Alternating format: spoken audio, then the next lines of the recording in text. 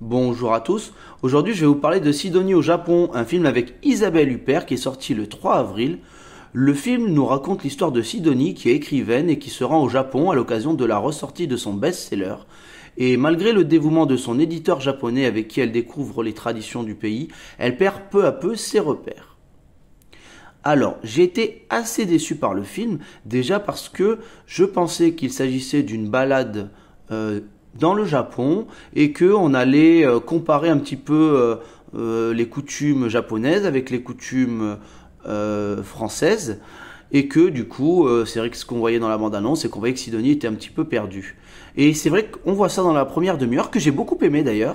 Mais après, il y a une histoire de fantôme avec en fait un personnage qui est mort et qui va revenir sous forme astrale. Donc il va revenir, donc c'est Sidonie qui va le revoir ce personnage.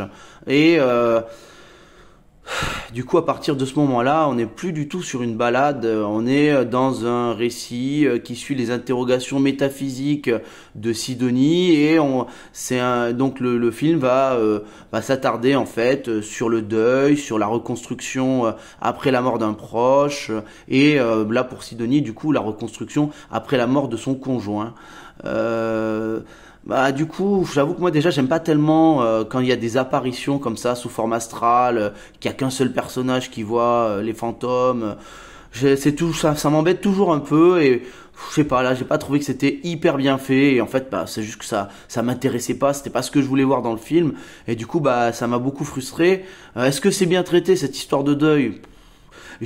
Peut-être, oui, je dis pas que c'est mal fait, mais en tout cas, ça m'a pas procuré d'émotion. C'est pas un film qui m'a beaucoup touché, même si voilà, Isabelle Huppert est très très belle, on la voit que ça lui fait vraiment du mal, qu'elle a du mal à se remettre de ses deuils multiples en plus. Donc non, je dis pas que c'est maltraité, mais c'est vrai que d'un coup en fait le récit s'arrête totalement et voilà, on n'est plus du tout sur cette découverte du Japon qui me plaisait tant et du coup ça m'a un petit peu embêté. Alors le rythme du film, parce qu'il faut quand même en parler, c'est un film qui est d'une lenteur extrême. C'est pas un film qui est contemplatif en soi, hein, on ne s'attarde pas sur des plans fixes ou des paysages ou ce genre de choses, mais les dialogues sont très très lents, tous les personnages mettent 5 secondes à répondre aux questions qu'on leur pose, le film est très silencieux, il n'y a pas un mot plus haut que l'autre, c'est vrai que c'est d'un calme, c'est un film qui vous détend, hein. Autant ça traite de sujets graves, mais c'est un film que... c'est vrai qu'on y a une espèce de bien-être quoi, mais alors du coup c'est très difficile de pas s'endormir pendant ce film parce que je défie quiconque de pas bâiller là-dedans, hein. Et puis alors si vous êtes un petit peu si c'est difficile pour vous de regarder un film en entier surtout au cinéma, alors là c'est foutu pour vous parce que le film est vraiment entre la sonorité qui est très très basse et le rythme et voilà le temps de latence des personnages, mais c'est dodo là c'est un film, c'est pire que Derrick, hein. C'est un film vraiment pour s'endormir. Donc j'ai pas dormi, j'avoue, c'est un grand exploit, mais voilà. Après les acteurs, moi j'ai trouvé que par moments Sidonie, donc Isabelle Huppert, on était proche de la récitation, hein.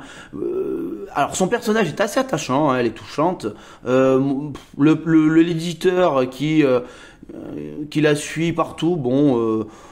Moi, il m'a pas, voilà, ce personnage-là m'a pas particulièrement intéressé et j'ai pas trouvé qu'il était particulièrement attachant. Même quand il faisait les visites ou quoi, la façon dont il s'y prenait ou quoi, j'ai pas été touché par ce personnage. Mais après, c'est peut-être personnel, hein.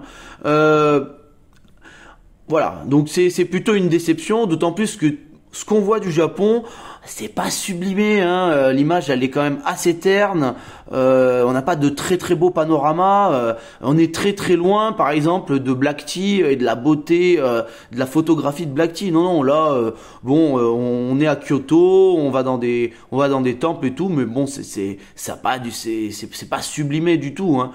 Donc même cette balade du Japon, on la trouve pas incroyable. Alors il y a des petits moments drôles quand même. Voilà, les réactions de Sidonie des fois, elles sont très enfantines par moments. Et bon, les réactions des personnages japonais sont parfois drôles, mais Voilà, c'est pas un film qui va rester dans mes mémoires. Attention, je dis pas que c'est un mauvais film, mais voilà, j'ai été assez déçu et c'est pas du tout ce que j'attendais de Sidonie au Japon.